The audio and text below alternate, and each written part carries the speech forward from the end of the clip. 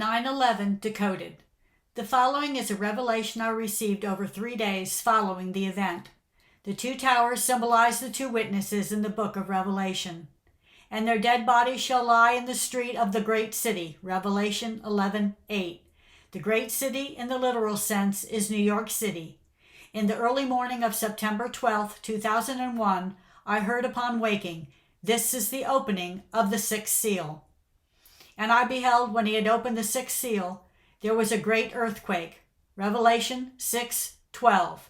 It was a great metaphorical earthquake that took place on September 11th, 2001. Its purpose? To bring down the wall of false peace that is governing the mind of man. The first in a series of catastrophic events. At 8:46 a.m., a commercial jet was hijacked and flown into one of the towers of the World Trade Center in New York City. 18 minutes later, another commercial jet was hijacked and flown into the second tower. Soon after that, another hijacked jet would be flown into the Pentagon. And at 10 a.m., a fourth hijacked jet crashed before hitting its target, the Capitol, the heart of our great nation. Thank God this was not accomplished. In this is our hope.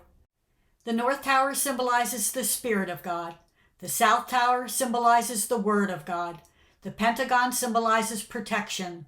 The Capitol symbolizes the heart. The external enemy that brought down the two towers were the radical lunatic fringe, those of the Arab nation, descendants of Ishmael, son of the bondmaid, symbolizing bondage. For it is written that Abraham had two sons, the one by the bondmaid, the other by the free woman. Galatians 4:22.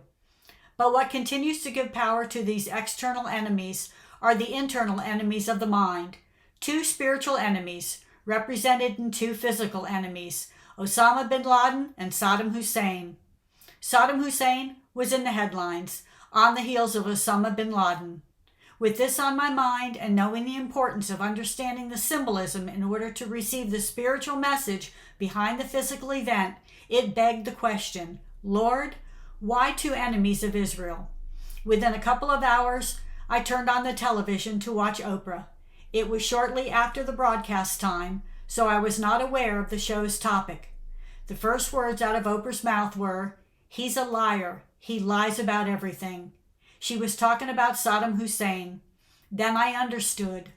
Israel symbolizes the mind, the spiritual enemies of which are fear and lies.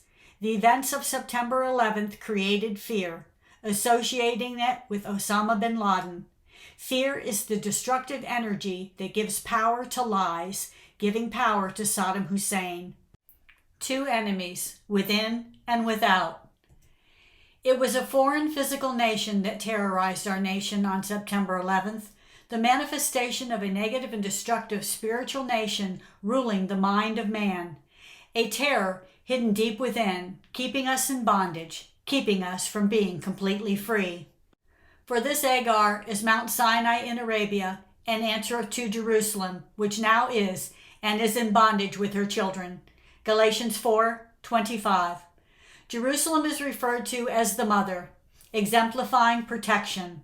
But it is important to note that Abraham had two sons by two mothers, Sarah the free woman and Hagar the bondwoman. The physical Jerusalem is far from freedom and peace. She is in bondage, revealing the spiritual bondage of that spiritual Jerusalem called the heart. This internal bondage is revealed through Rachel's bondmaid Bilhah, which means terror. The external terrorism generated by the terror or fear existing deep within, so deep within the psyche that most of us are still unaware of its existence. Agar is Mount Sinai, where the children of Israel erected the gold calf, symbolizing the false images or beliefs that cause man to remain in spiritual bondage. These false beliefs are sin. The wages of sin, death. September 11th resulting in 2,997 deaths. The two towers symbolize the Spirit and Word of God, but man has chosen to follow his own spirit and word, giving power to their negative and destructive energies, manifesting in the physical through destructive events, wars, and catastrophic events that are increasing in size, intensity, and frequency. These destructive events are not God's doing. They are man's doing, as spoken by the prophet Jeremiah. Man's word shall be his burden. Man's word being the sum of his false beliefs.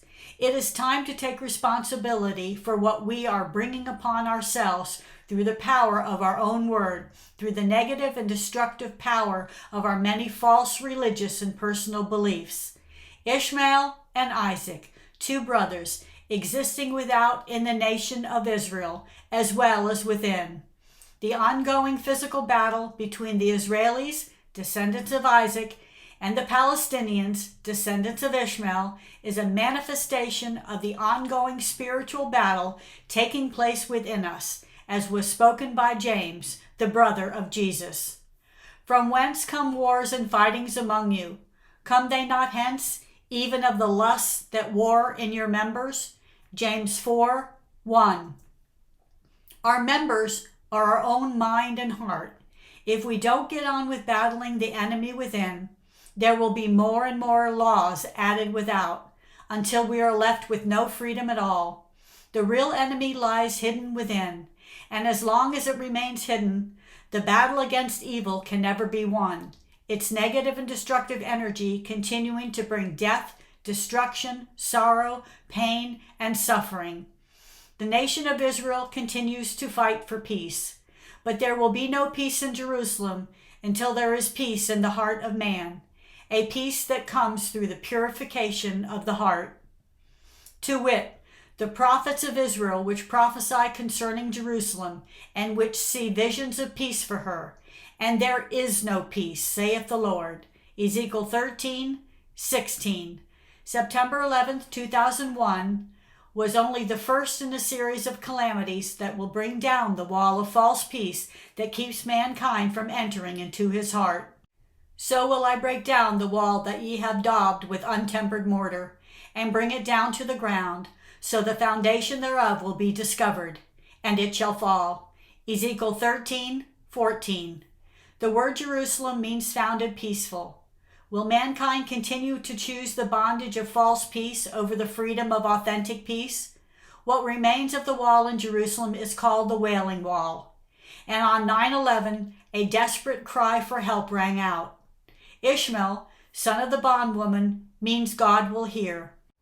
This is the first covenant, which begins to be fulfilled within when we cry out from our heart in our personal time of trouble to be delivered from our spiritual bondage, the source of our many physical bondages or addictions. This cry is the beginning of our journey from bondage to freedom, the beginning of our spiritual birth. And at that time shall Michael stand up, the great prince which standeth for the children of thy people, and there shall be a time of trouble, such as never was since there was a nation, even to that same time. And at that time thy people shall be delivered. Daniel 12:1.